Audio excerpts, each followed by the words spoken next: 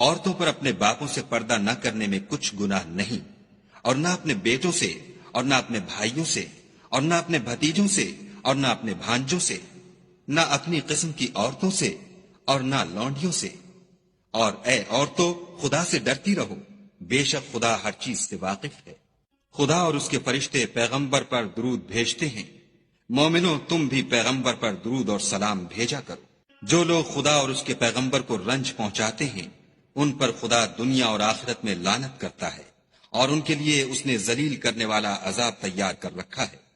اور جو لوگ مومن مردوں اور مومن عورتوں کو ایسے کام کی تہمت سے جو انہوں نے نہ کیا ہو ایذا دیں، تو انہوں نے بہتان اور صریح گناہ کا بوجھ اپنے سر پر رکھا۔ اے پیغمبر صلی اللہ علیہ وآلہ وسلم، اپنی بیویوں اور بیٹیوں اور مسلمانوں کی عورتوں سے کہہ دو کہ باہر نکلا کریں تو اپنے منہوں پر چادر لٹکا کر گھونگھٹ نکال لیا کریں۔ یہ امر ان کے لیے موجب شناخت و امتیاز ہوگا تو کوئی ان کو ایذا نہ دے گا، اور خدا بخشنے والا مہربان ہے۔